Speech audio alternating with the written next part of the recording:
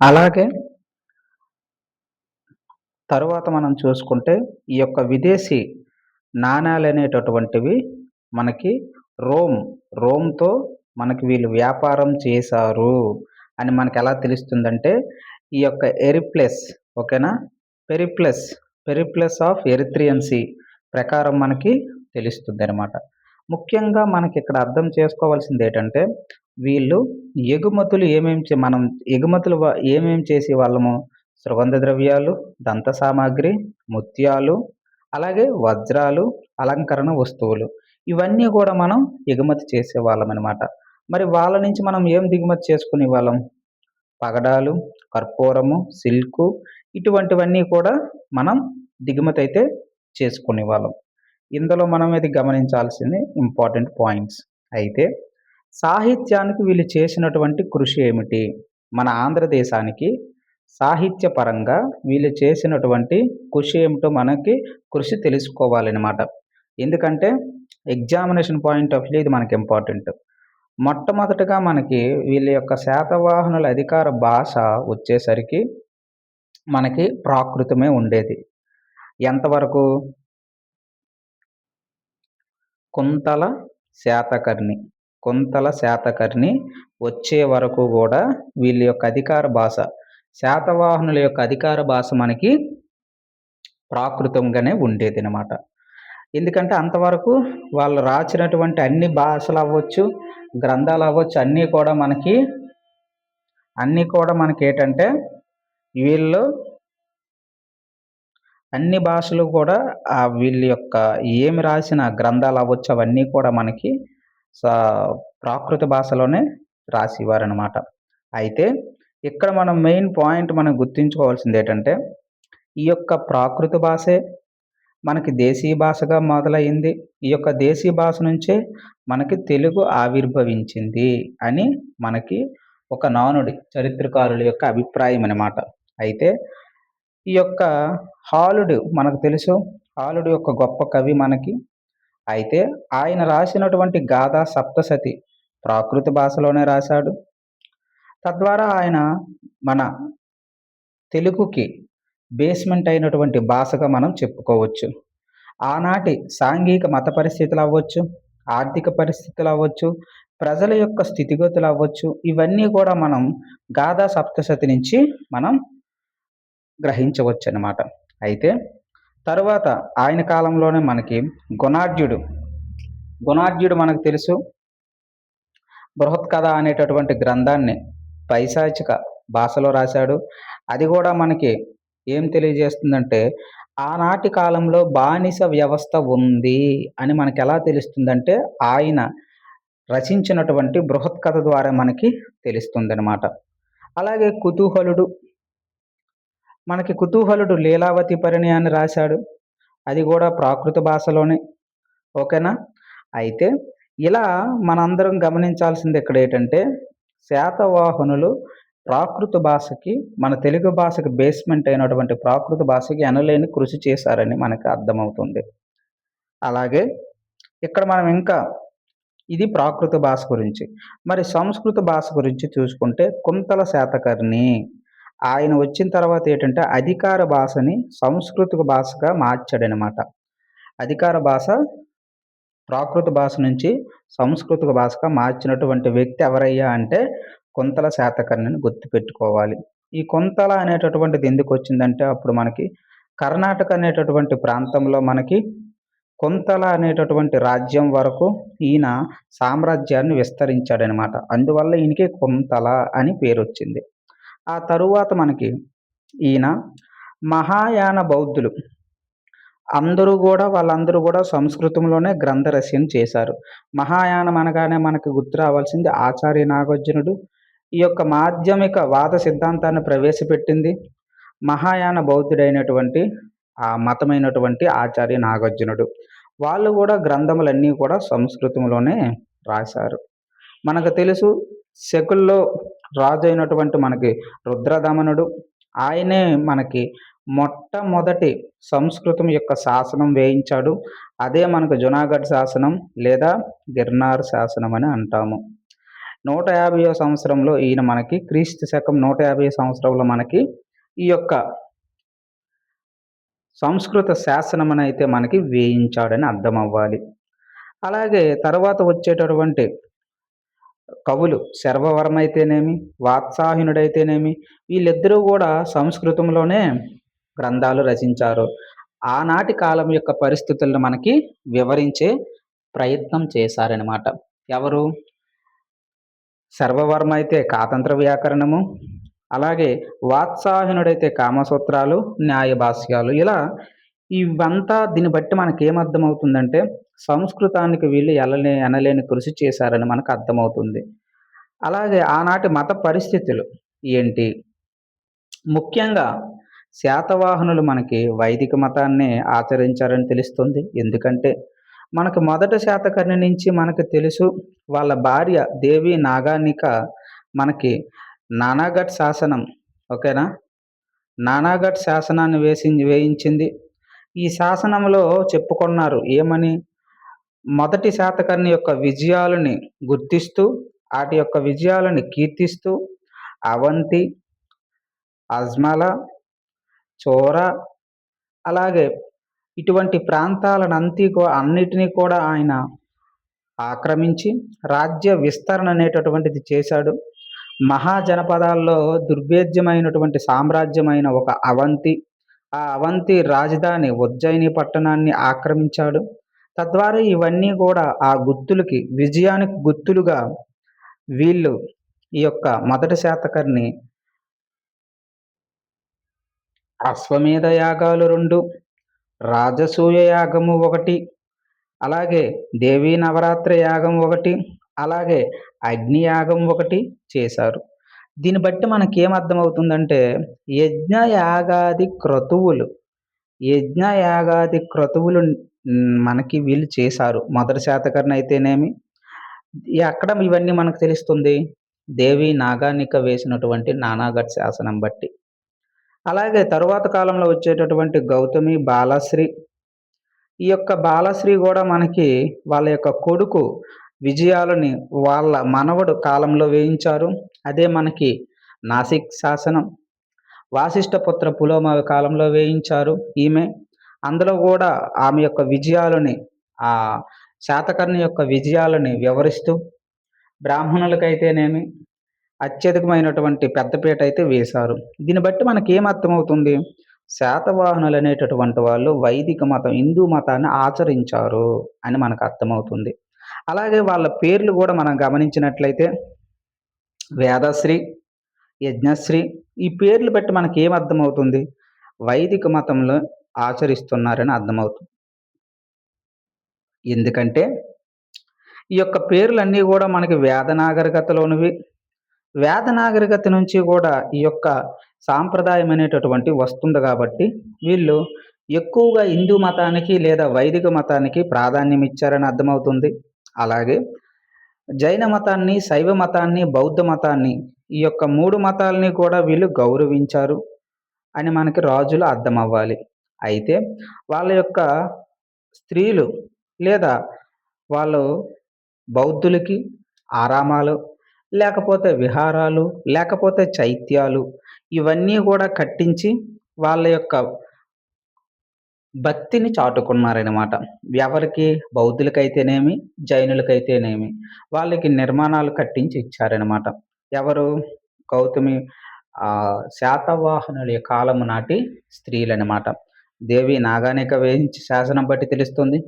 అలాగే గౌతమి, బాలశ్రీ వేసినటువంటి నాసిక్ శాసనం బట్టి తెలుస్తున్నాయి మనకి.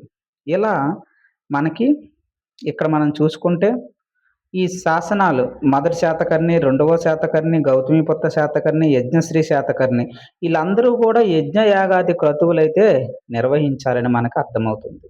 అలాగే నానాఘట్ శాసనం ఇప్పుడే చెప్పుకున్నాం. వైదిక మతం ఆచరిస్తున్నారని మనకి ఇది ఒక మంచి గ్రంథం తెలియజేస్తుంది. బ్రాహ్మణులకు గోదానాలు ఇవన్నీ కూడా వాళ్ళ యొక్క సాంప్రదాయంలో భాగమని అర్థమవుతుంది. ఈ సాంప్రదాయాలన్నీ మనకి ఎక్కడ ఉన్నాయి? వైదిక మతంలో ఉన్నాయి. అలాగే నానాఘట్ శాసనంలో మనకు తెలుసు ఈ కింది దేవతలకు ప్రార్థనలు చేశారు. అదే మనకి ఇంద్ర, వాసు అలాగే యమునుడు, వరుణుడు వీళ్ళందరికీ వేదనాగరికత నుంచి వచ్చినవే. అలాగే బ్రాహ్మణులకు పెద్దపీట వేయించిన వారు ఎవరయ్యా అంటే గౌతమిపుత్ర శాతకర్ణి. వాళ్ళకి పన్నులు లేనటువంటి భూములని దానం చేశాడు. తద్వారా వాళ్ళ నుంచి మనకి ఏకబ్రాహ్మణ, ఆగమ నిలయ అనేటటువంటి బిరుదులు పొందాడు. ఎవరంటే మనకి గౌతమిపుత్ర శాతకర్ణి. తర్వాత మనకి భాగవత మతం. ఇది మనకి కనుమడు లేదా శ్రీకృష్ణుడు లేదా కృష్ణుడు శ్రీముఖుడు తర్వాత వచ్చేటటువంటి వాడే మనకి ఈ యొక్క కనుహుడు. మొదటి శాతకర్ణి చిన్నవాడు అవడం చేత మనకి ఈ శ్రీముఖుడు యొక్క సోదరుడే ఈ కన్హుడిచ్చాడు. ఈయన కాలంలోనే మనకి భాగవత మతం అనేటటువంటిది వ్యాప్తి చెందింది. ఎలా అంటే మనకి ఆ కాలంలో మనకు తెలుసు గాథా సప్తసతి. ఆలుడు రచించినటువంటి ప్రాకృత భాషలో గాథా సప్తసతి రాధా కృష్ణుల గురించి, విష్ణు కథల గురించి ఉన్నాయి. అలాగే భారత వాగ్భయంలో మనకి మొదటిసారిగా ఈ యొక్క పాత్రలను పరిచయం చేసింది ఎవరయ్యా అంటే మనకి హాలుడు. ఆ గాథా సప్తశతిలో అనేక సంకలనం చేశాడు కథలని. ఆ 700 కథలను ఇక్కడ మనకి సంకలనం చేసినట్టు అర్థమవుతుంది. తద్వారా మనకి భాగవత మతానికి కూడా వీళ్ళు ఎనలేని కృషి చేశారని అర్థమవుతుంది. తర్వాత మనకి శైవ మతం. ఈ శైవ మతంలో మొట్టమొదటి శాఖ లేదా ప్రాచీన శాఖ అయినటువంటి పాశుపత శైవం. దీన్ని లకులీసుడు అనేటటువంటి వ్యక్తి దీనికి ఆరంభకుడు. అలాగే ఈ మతంలో ఆరాధ్య దైవం పశుపతి మహాదేవుడు మనకు తెలుసు. ఆలుడు రచించినటువంటి గాథా సప్తశతిలో మనకి శివుడితో శివ స్తోత్రంతో మనకి గాథా సప్తశతి మొదలవుతుంది. గౌరీ స్తోత్రంతో ముగుస్తుంది. దీన్ని బట్టి మనకి ఏం అర్థమవుతుంది? శివునికి కూడా వీళ్ళు ప్రత్యేకత ఉంది, కేటాయించారని అర్థమవుతుంది. మరి ఆంధ్రప్రదేశ్ రాష్ట్రానికి వచ్చేసరికి మనకి చిత్తూరు జిల్లాలో గుడిమల్లం అనేటటువంటి దగ్గర శైవమత దేవాలయం ఉంది. ఈ యొక్క శివలింగం ఎత్తు మనకి 13 అడుగులైతే ఉంది. ఇది భారీ శివలింగం అని మనకు అర్థమవుతుంది. అలాగే శైవ మతం వీళ్ళు ఆచరించారని మనకు తెలియజేసేటటువంటి గ్రంథాలు ఏవంటే గాథా సప్తశతి బట్టి అర్థమవుతుంది. ఎందుకంటే అందులో స్టార్టింగ్, ఎండింగ్ శివుడితో సంబంధించినటువంటిది ఉన్నాయి. అలాగే వాళ్ళ యొక్క శాతవాహనుల పేర్లు చూసినా మనకు అర్థమవుతుంది. శివస్కంద, శివశ్రీ ఇటువంటి నాణాల పైన వీళ్ళు వాళ్ళ యొక్క పేర్లు అబ్జర్వ్ చేస్తే మనకు అర్థమవుతుంది వీళ్ళు శైవ మతాన్ని ఆదరించారని. అలాగే వాళ్ళ నాణాల పైన కూడా మనకి ఈ స్వస్తిక్ సింబల్స్ ఉన్నాయి. దీన్ని బట్టి మనకి ఏం అర్థమవుతుందంటే వాళ్ళు శైవ మతానికి కూడా ఎనలేని ప్రాధాన్యత ఇచ్చారని మనకు అర్థమవుతుంది. తరువాత మనం చూసుకుంటే జైన మతం. ఈ యొక్క జైన మతానికి మనకు తెలుసు శ్రీముఖుడు. ఈ శ్రీముఖుడికి జైన మతాన్ని ఉద్బోధించింది లేదా ఈయన చేత అవలంబించింది ఎవరయ్యా అంటే మనకి కాలకసూరి. ఆ యొక్క కాలకసూరి యొక్క ప్రబోధల చేత ఆయన గొప్ప జైన మతాచార్యుడు మన కాలకసూరి. ఈ యొక్క కాలకసూరి యొక్క అధిష్టానం మేరకు మనకి జైన మతంలోకి మారాడు. ఎవరయ్యా అంటే మన శ్రీముఖుడు లేదా శిముఖుడు అని అంటాం. అలాగే జైన సాహిత్యానికి ఎనలేని కృషి చేశాడు మన శ్రీముఖుడు. ఎందుకంటే వాళ్ళకి చాలా నిర్మాణాలైతే చేసి ఇచ్చాడు. అలాగే 52 మందికి సేనాధిపతులకైతే ఒక్కొక్క జైన దేవాలయాన్ని నిర్మించి ఇచ్చినట్లు మనకి కల్వశిరిప అనేటటువంటి గ్రంథం తెలియజేస్తుంది. ఇదే మనకి ఏంటంటే కాలకసూరికి సమయంలో ఇది జైన గ్రంథాలని మనకి తెలియజేస్తుంది. ఇవన్నీ జైన గ్రంథాలు. అలాగే మనకి ఇంకా చూసుకుంటే కాలకసూరి యొక్క ప్రబంధమైనటువంటి మనకు తెలుసు మన కాలకసూరి గురించి చెప్పుకుంటే కిందటి క్లాసులో మనం చెప్పుకున్నాం కాబట్టి ఈయన గురించి పెద్దగా ఇప్పుడు డిస్కషన్ అవసరం లేదు. అలాగే మెయిన్‌గా ఇక్కడికి వచ్చేసరికి మనకి జైన మతానికి ఇక్కడ కేంద్ర బిందువు ఏది అంటే గుంటుపల్లి. జైన మత స్థావరంగా ఒక వెలిగింది ఏదంటే మనకి గుంటుపల్లి. తర్వాత వచ్చేటటువంటి రాజుల యొక్క ప్రాబల్యం చేత అది బౌద్ధ మతంగా మారిపోయింది. ఎలా అంటే మనకి జైన మతంలో ఇంకా మనకి ఇంపార్టెంట్ వ్యక్తులు చూసుకుంటే కొండ కుందనాచార్యులు. ఈయన్నే మనం ఏమంటామంటే కొండకుండుడు అని కూడా అంటాం. ఈయన్నే మనము కొండకుండుడు అని కూడా అంటామనమాట. ఎందుకంటే ఆంధ్రదేశంలో ఈయన చేసినంత ప్రచారం ఎవరు చేయలేదు జైన మతం గురించి. ఎందుకని చెప్తున్నామంటే ఈయన దిగంబర సాంప్రదాయాన్ని పాటించినటువంటి వ్యక్తి. ఎవరయ్యా అంటే ఈ కొండకుండుడు. ఈ యొక్క కొండకుండుడు మనకి దిగంబర జైన మతాన్ని దిగంబర జైన మతం. ఓకేనండి. శ్వేతంబర, దిగంబర 2 ఉంటాయి. శాఖలుగా చీలిపోయారు వాళ్ళు.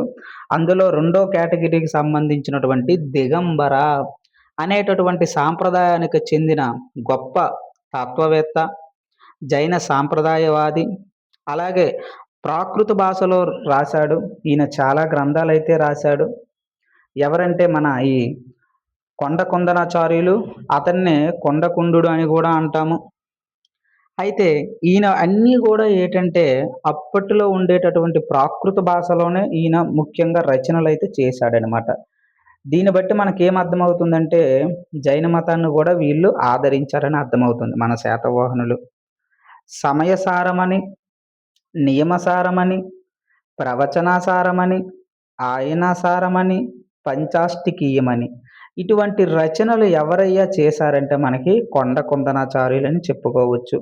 అలా చదువుకుంటూ వెళ్ళిపోతే మనకేం అర్థం అవ్వదు. వాటి యొక్క డీటెయిల్స్ అనేటటువంటివి మనం తెలుసుకునే ప్రయత్నం చేయాలి.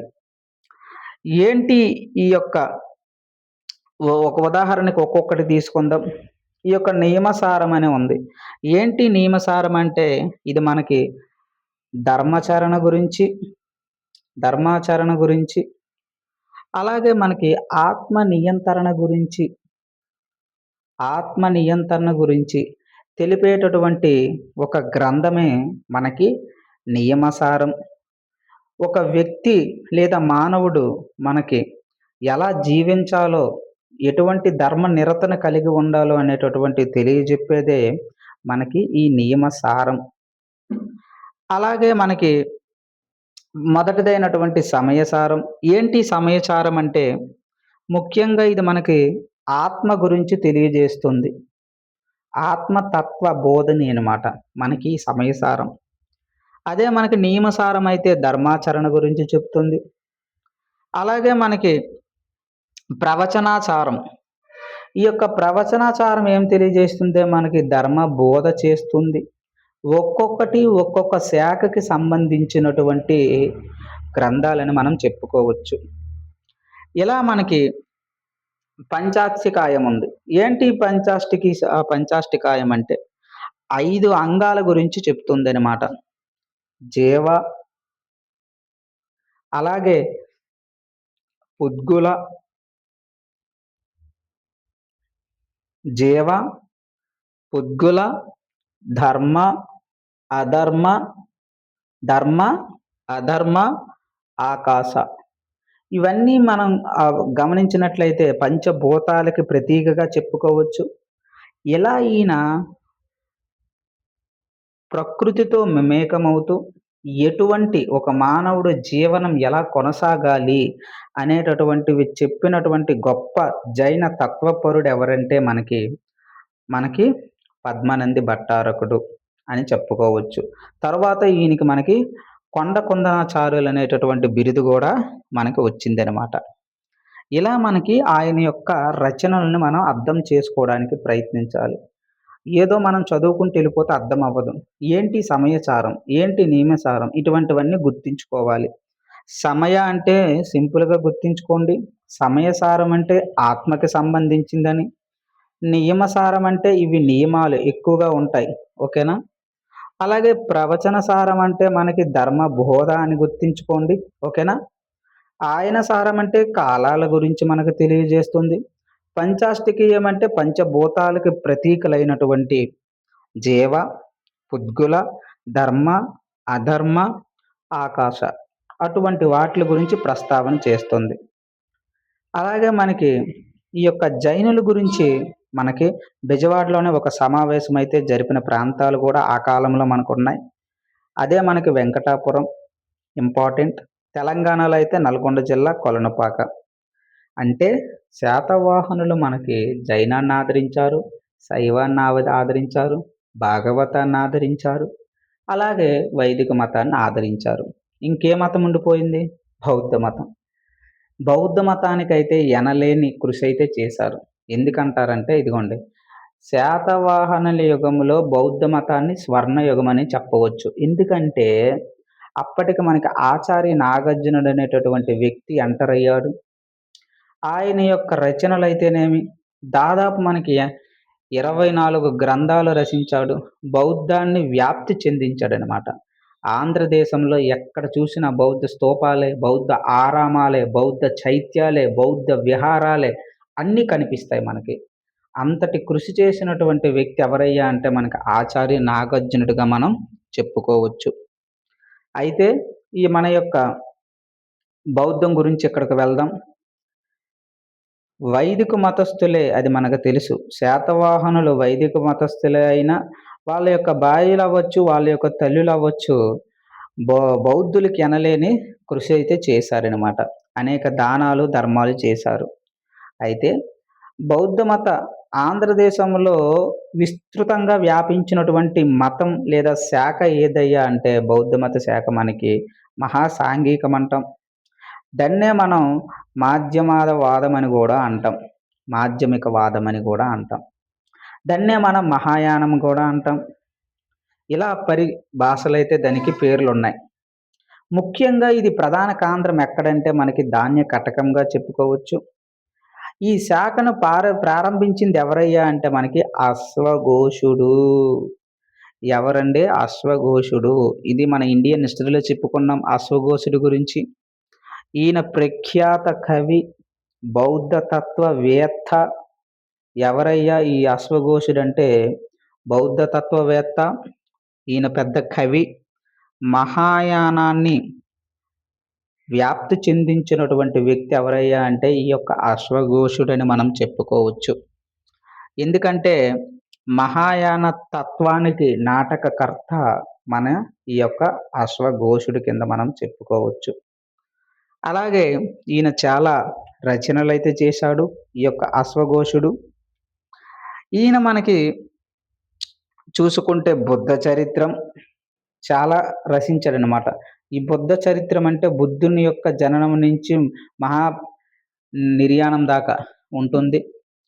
అలాగే మనకి సౌందరనందం, అలాగే శౌరిపుత్ర కరణం ఇటువంటి గ్రంథాలనైతే మనకి రాశాడనమాట ఈ అశ్వఘోషుడు. ఈయనలో ఉన్న ప్రధాన యొక్క తేడా ఏమిటంటే ఈ అశ్వఘోషుడు ముందుగా ఈయనేటంటే బ్రాహ్మణ పండితుడు. ఈ అశ్వఘోషుడు అనేటటువంటి వాడు ఎవరయ్యా అంటే మనకి బ్రాహ్మణ పండితుడు ఈయన. తర్వాత బౌద్ధ మతంలోనికి మారిపోయాడనమాట ఈ అశ్వఘోషుడు. అది ఈయన యొక్క ఇంపార్టెంట్. ఓకేనండి.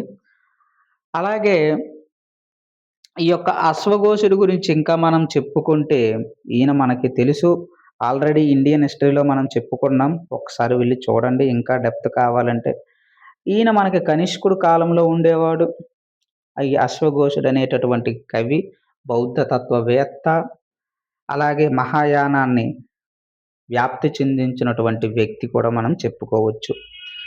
ఇలా మనకి బౌద్ధ మతాన్ని మనకి సంస్కరించేందుకు తర్వాత నాగార్జునుడు ఎనలేని కృషి చేశాడు.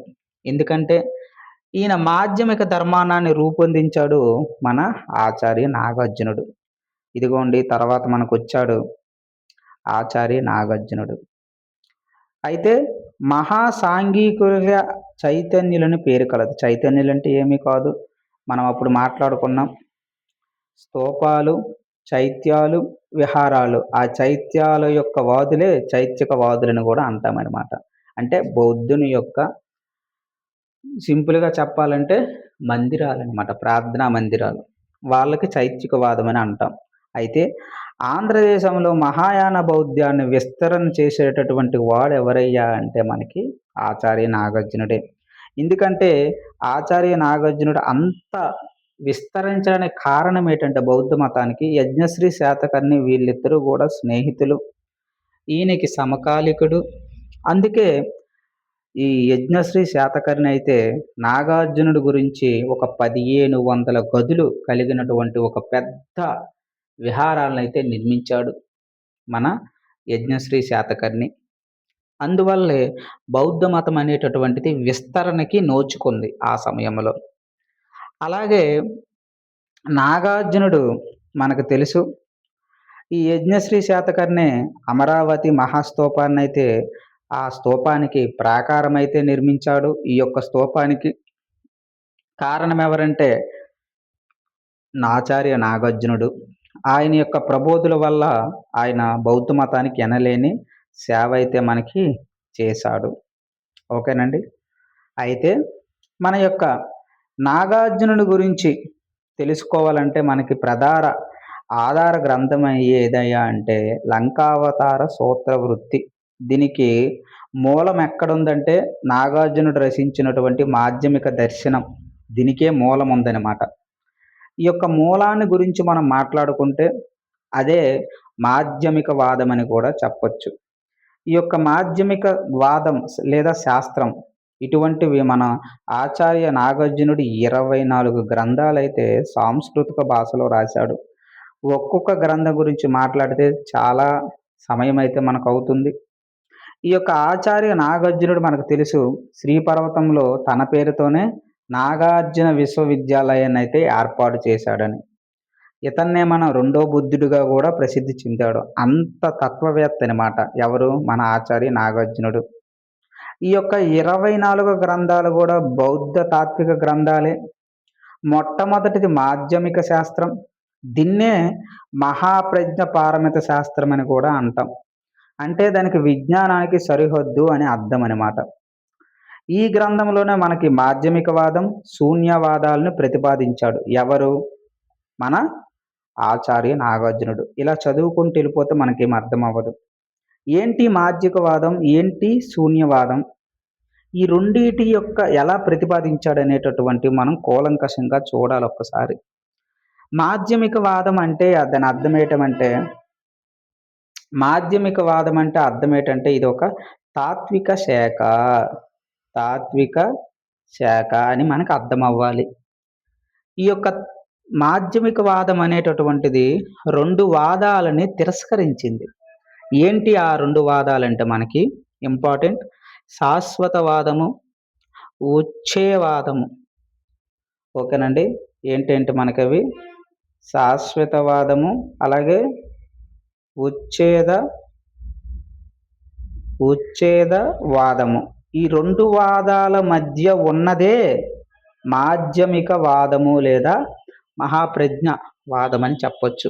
ఏంటి ఈ శాశ్వతవాదం అంటే ఏంటి? ఏమీ లేదు. ఈ అన్నీ శాశ్వతమని భావించడం.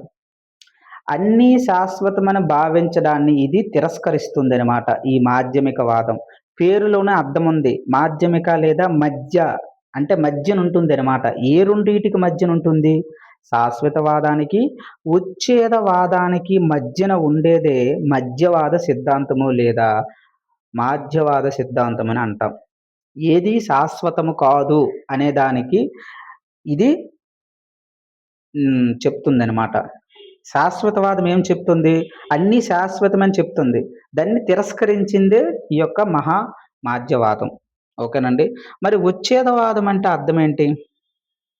ఈ ఉచ్ఛేదవాదం అంటే అర్థం ఏంటంటే మరణంతో అన్నీ పూర్తిగా నశిస్తాయని భావించడం. ఇది కూడా ఆచార్య నాగార్జునుడు తప్పు పట్టాడనమాట. మరణంతో అన్నీ పూర్తిగా నశించిపోవు అని భావించాడు. ఎవరు? ఆచార్య నాగార్జునుడు. ఈ రెండిటికి మధ్యనున్నదే ఈయన వాదన అనమాట. ఓకేనా? అది అలా మనం బ్యాక్గ్రౌండ్లో చదువుకోవాలి.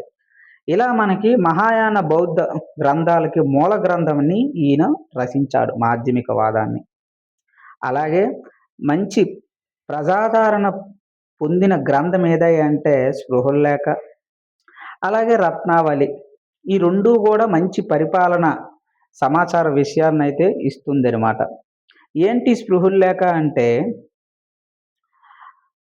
ఎటువంటి కోరిక లేదా వాంఛ లేకుండా శరీరాన్ని కృషింప చేయడము లేదా శరీరాన్ని మనం ఏం చేయాలంటే బాధ పెట్టాలి, కృషింప చేయాలి, నశింప చేయాలి. అలా చేస్తేనే మనకి ముక్తి మార్గం వస్తుంది అని ఈ స్పృహోల్లేఖ అనేటటువంటి కాన్సెప్ట్. ఈ స్పృహోల్లేఖ అంటే ఈ యొక్క శరీరాన్ని బాధకు గురి చేసి మనం ఈ శరీరాన్ని విడిచిపెట్టాలి. అది ఈయన ప్రతిపాదించినటువంటి సిద్ధాంతం ఇందులో. అలాగే రత్నావళి గ్రంథం గూడా. ఇవన్నీ గూడా ఆనాటి కాలం యొక్క పరిస్థితులను తెలియజేస్తాయన్నమాట. అందుకే ఈ యొక్క గ్రంథాలను మనకి రత్నావళి అనే గ్రంథాన్ని మనం రసవాద సిద్ధాంతమని, లేదా రసనత్నాకరమని, లేదా రసరత్నావళిని అంటామనమాట. ఓకేనండి. అయితే థియరీ ఆఫ్ రిలేటివిటీ కూడా అప్పట్లో మనకి ఆచార్య నాగార్జునుడు ప్రతిపాదించాడనమాట. ఈయనకంట మనకి ఇంకొకడున్నాడు వరాహమిహిరుడు. ఆయనైతే మరున్ను. ఈయన గుప్తుల కాలానికి సంబంధించినటువంటి వ్యక్తి. మనకి వరాహమిహిరుడు. ఈయనకు దాదాపుగా 10 శాస్త్రాల్లో ప్రావీణ్యం ఉంది. ఖగోళ శాస్త్రము, సాంఖ్యశాస్త్రము, నిర్మాణ శాస్త్రము, వ్యవసాయ శాస్త్రము, ఇలా వాస్తు శాస్త్రము, జ్యోతిష్య శాస్త్రము, శిల్పశాస్త్రము, ఇటువంటి రకరకాలైన శాస్త్రాల్లో ఈ వరాహమిహిరుడికి అన్ని రంగాల్లో ప్రావీణ్యం ఉందన్నమాట. అయితే ఇక్కడ అటువంటి ఈయన కూడా ఒక థియరీని ప్రవేశపెట్టాడు. అదే మనకి ఐన్‌స్టీన్ కూడా దీన్ని ప్రతిపాదించాడు సాపేక్ష సిద్ధాంతాన్ని. తరువాత నాగార్జునుడు ఆయన పేరు మీద మనకి శ్రీపర్వతం అనేటటువంటి అక్కడ ఒక కొండనైతే ఏర్పరచుకున్నాడు. దానికి ఆ పేరు పెట్టుకున్నాడు. అయితే ఇవన్నీ ఎలా తెలుస్తుందంటే మనకి ఈ పాహియాన్ రచనలు బట్టి మనకి తెలుస్తుందనమాట. పాహియాన్ అనేటటువంటి వ్యక్తి ఎవరయ్యా అంటే మనకి ఈయన ఒక పెద్ద బౌద్ధ మత సిద్ధాంత తాత్వికవేత్త. అలాగే ఈయన బుద్ధుని యొక్క రచనల్ని గ్రంథస్థం చేసినటువంటి వ్యక్తి. అలాగే ప్రపంచమంతా పర్యటన చేసి బుద్ధుని యొక్క స్టడీ చేశాడనమాట గ్రంథాల్లో. బుద్ధ్ ఆఫ్ రికార్డ్స్ అనేటటువంటి గ్రంథంలో ఆయన అన్నీ కూడా రచనలు చేసి పొందుపరిచాడనమాట. అయితే 1926లో మనకి కొండ ఉన్నదని కనుగొన్నది మనకి ఏఆర్ సరస్వతి. ఓకేనండి. మరి ప్రియమైన శిష్యుడు ఎవరయ్యా అంటే నాగార్జునుడికి ఆర్యదేవుడు. మరి ఆయనకి ఏమైనా బిరుదులు ఉన్నాయా అంటే ఇండియన్ ఐన్‌స్టీన్ అంటాం, ఇండియన్ మార్టిన్ లూథర్ కింగ్ అంటాం, రెండవ బుద్ధుడు అంటాం, మాధ్యమికవాద ప్రవక్త అంటాం. ఇప్పుడు మీకు మాధ్యమికవాదం అంటే కరెక్ట్‌గా అర్థమవుతుంది. ఎందుకంటే 2 వాదాలకు మధ్యనున్నదే మాధ్యమికవాదం. అదే మొదటిదైనటువంటి శూన్యవాదము, రెండోదైనటువంటి ఉచ్ఛేదవాదానికి 2 వాదాలకి మధ్యనున్నదే మనకి మాధ్యమికవాదం అని చెప్పొచ్చు. ఇలా దీన్ని బట్టి మనకి ఏమర్థమవుతుందంటే బౌద్ధ మతానికి ఎనలేని సేవ చేసింది ఎవరయ్యా అంటే శాతవాహనులు అని మనం చెప్పుకోవచ్చు. అలాగే తరువాత వాళ్ళ యొక్క ప్రజల యొక్క వర్తక వ్యాపారాల గురించి, వాటిలో రాజ్య స్త్రీలు చెప్పుకున్నాం కదా, వీళ్ళైతే ఈ బౌద్ధ మతాన్ని ఆచరించి వాళ్ళని ఆదరించి అంతులేనటువంటి ఎనలేని దానాలైతే చేశారు. చెప్పాం కదా, వృషభదత్తుడి గురించి ఒక నేత పని వారిని మనకి 2000 కర్షాపణాల నిధిని ఏర్పాటు చేశాడు. దానిపై వచ్చేటటువంటి వడ్డీతోనే బౌద్ధ సన్యాసులకి ప్రతి సంవత్సరం బట్టలైతే ఏర్పాటు చేశాడని మనం తెలుసు. వాటి మీద వచ్చేటటువంటి వడ్డీతోనే ఇవన్నీ ఏర్పాటు చేశాడనమాట. ఎక్కడ? గోవర్ధన పట్టణంలో ధాన్య కటకం. ఓకేనండి. అలాగే ఇక్కడ చూడండి, విష్ణుదత్తుడు నాసిక్ విహారానికి 3500 కర్షాపణాలు విరాళం ఇచ్చాడనమాట. ఎలా అంటే అలాగే మనకి నానాగఢ్ శాసనం ఈ గుహలనైతే పెద్ద గుహలను మొత్తం తొలిపించి నీట్‌గా అక్కడ వాటికి బౌద్ధులకి అంకితం ఇచ్చిందనమాట. ఇలాగే మనకి గౌతమి బాలశ్రీ తెలుసు. ఈమె భద్రణీయ శాఖకు చెందినటువంటి బౌద్ధ భిక్షుకులకు ఒక గుహ విహారాన్నైతే నిర్మించింది. మనం ఇంతకు ముందే చెప్పుకున్నాం. విహారానికి అలాగే విహారమన్నా చైత్యము, విహారము, చైత్యము, స్తూపము గురించి చెప్పుకున్నాం. స్తూపం అంటే బుద్ధుని యొక్క అవశేషాల మీద నియమించేది లేదా నిర్మించేది, దాన్ని స్తూపం అంటాం. ఉదాహరణకి అమరావతి స్తూపం, బట్టిప్రోలు స్తూపం. చైత్యం అంటే బౌద్ధ భిక్షువుల యొక్క ప్రార్థనా మందిరాలు, వాటిని మనం చైత్యములు అంటాం. విహారాలంటే బౌద్ధ భిక్షువుల యొక్క నివాస స్థలాలు. ఇవన్నీ కాకుండా ఇవన్నిటితో పాటు విద్య అన్నీ ఒక దగ్గర ఉంటే వాటిలో ఆరామాలని అంటాం. అది బ్యాక్‌గ్రౌండ్. తరువాత మనకి గౌతమిపుత్ర శాతకర్ణి. ఈయన కూడా బౌద్ధ సన్యాసులకు సొంత భూమి ఇచ్చాడు. అలాగే నూరు నివర్తనాల భూమిని దానం చేశాడు. అలాగే సాంచి స్తూపానికి తోరణాలు కూడా చెక్కించాడు. అలాగే పన్నులేని భూముల్ని బ్రాహ్మణులకు ఇచ్చాడు శాతకర్ణి. రెండో పులోమావి కూడా కార్లే అక్కడ నాసిక్, కార్లే వాటి ప్రాంతాల దగ్గర. మనకి విహారంలో మనకి బౌద్ధ భిక్షువులకు ఒక గ్రామాలను కూడా ఈయన దానం చేశాడు. అలాగే యజ్ఞశ్రీ శాతకర్ణి చెప్పుకున్నాం మనం. ఆచార్య నాగార్జునుడికి శ్రీపర్వత విహారాన్నే నిర్మించి ఇచ్చాడు. దీనికే మహాచైతన్యం అని పేరు. ఇందులోనే మనకి 1500 గదులైతే ఉన్నాయి అని మనకి పాహియాన్ చెప్పాడు ఆయన విదేశీ రచనలలో. అమరావతి ఆనాటి గొప్ప విశ్వవిద్యాలయంగా అయితే మనకి ప్రసిద్ధి చెందిందనమాట. ఇవన్నీ ఫొటోస్ మనం చూసాం స్టార్టింగ్‌లో.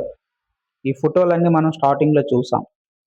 అలాగే ధాన్యకటకం ఇది మహాసాంఘిక శాఖకు ప్రధానమైన కేంద్రం ఏదయ్యా అంటే మనకి ధాన్యకటకంగా చెప్పుకోవచ్చు.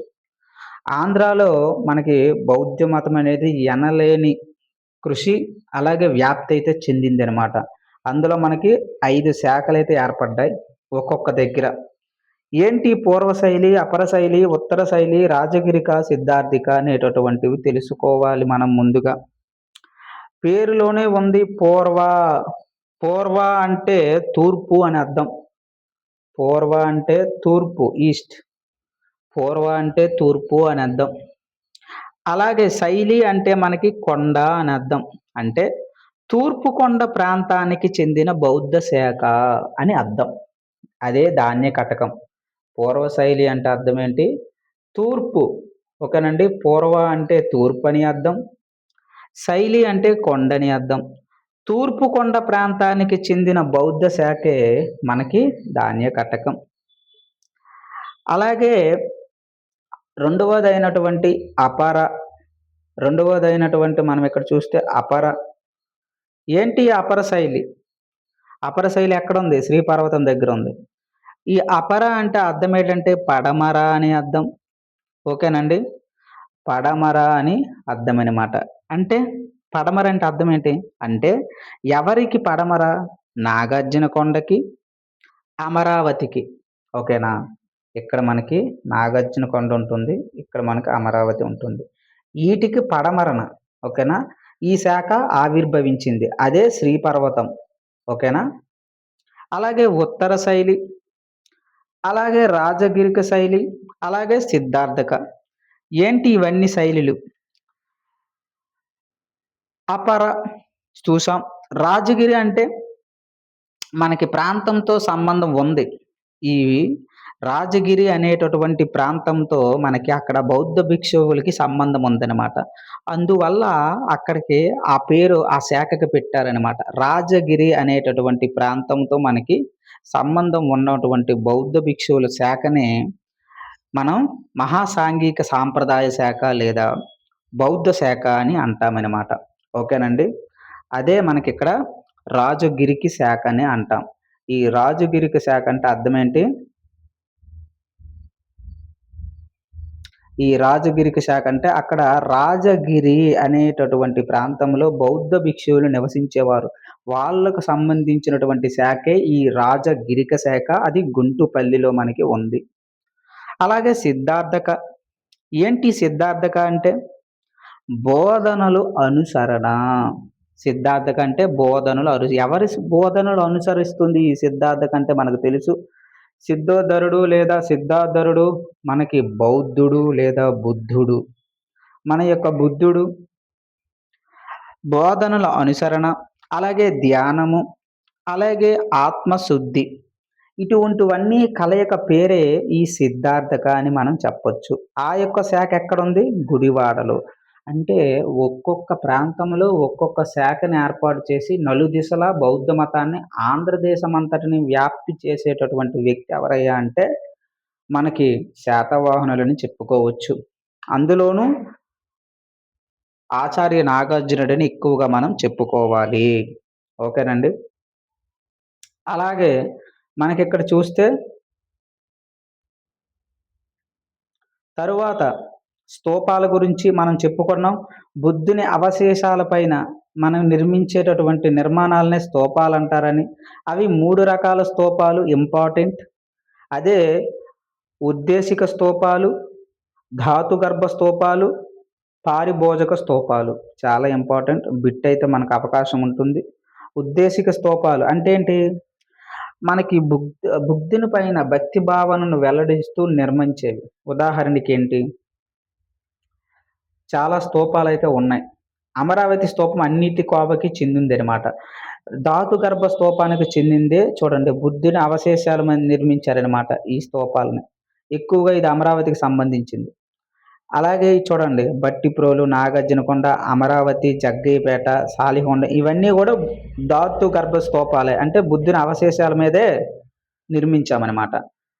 అలాగే పారిభోజక స్తూపాలు అంటే ఏంటి? ఉదాహరణకి ఇప్పుడు చెప్పుకున్నాం కాలకసూరి పెద్ద జైన ఈయన పెద్ద జైన మతాచార్యుడు. అలాగే బౌద్ధుల్లో గూడా పెద్ద పెద్ద ఆచార్యులుంటారనమాట. ఓకేనా? ఉదాహరణకి మనకి అశ్వఘోషుడు, అలాగే ఆచార్య నాగార్జునుడు ఇటువంటి వాళ్ళనమాట. వాళ్ళ యొక్క ఓకేనా? వాళ్ళు ఏవైతే వస్తువులు ఉపయోగిస్తారో వాళ్ళ వస్తువుల పైన నిర్మించబడేటటువంటి స్తూపాలే మనకి పారిభోజక స్తూపాలని అంటాం.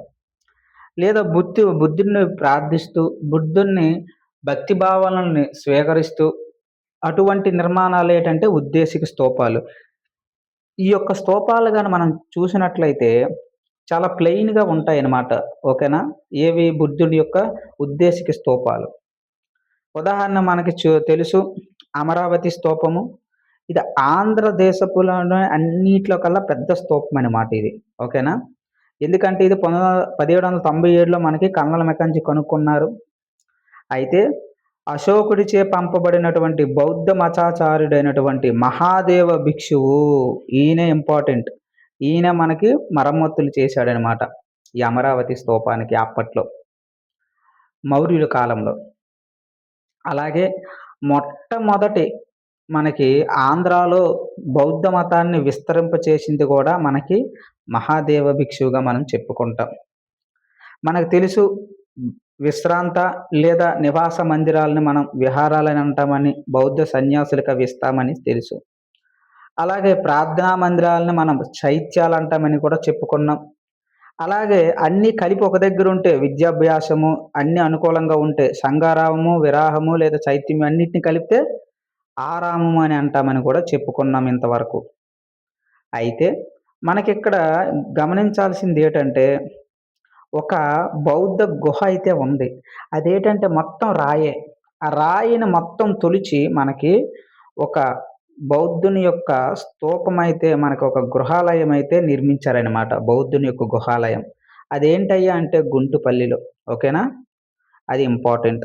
అలాగే అతి ప్రాచీన బౌద్ధ స్తూపం ఏదయ్యా అంటే ఆంధ్రప్రదేశ్‌లో బట్టిప్రోలు. అతి పెద్ద స్తూపం ఏదయ్యా అంటే అమరావతి. అది మనం గుర్తుంచుకోవాలి. మరి ఈ శిల్ప శైలులు ఎలా ఉంటాయి? అది మనకి ఇంపార్టెంట్. 3 రకాలైన శిల్ప శైలులుంటాయి ఈ శాతవాహనుల కాలంలో. 1 గాంధార శైలి, 2 మధుర శైలి, 3 అమరావతి శైలి.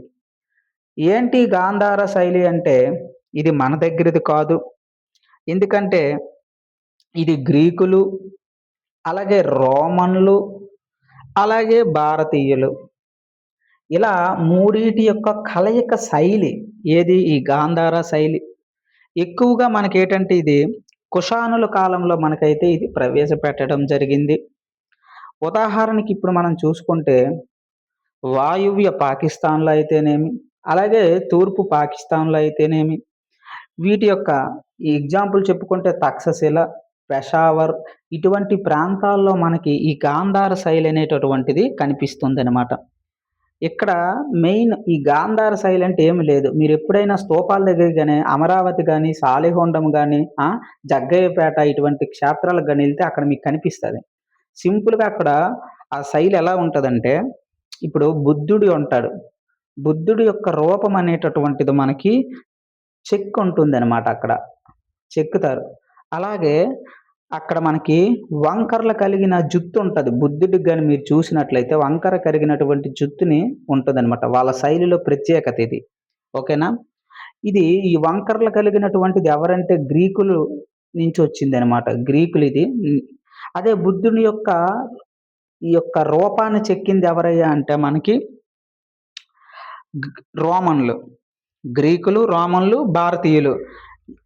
అలా ముగ్గురు యొక్క శైలిని మొత్తం మిళితం చేసి ఏర్పడిందే మనకి ఈ యొక్క గాంధార శైలి అనమాట. అలాగే ఆ బుద్ధుడిని మీరు గమనించినట్లయితే, మనకి బుద్ధుడిని గమనించినట్లయితే మీసం గాని, గెడ్డం గాని ఏమి ఉండవనమాట. అంటే అటువంటి రూపాన్ని తయారు చేస్తారు. అలాగే ఇదంతా గూడా ఎలా ఉంటుందంటే గ్రీకు దేవతలను పోలుంటుంది. అలాగే వస్త్రధారణ చూడండి. రోమన్లు కట్టుకుంటారు.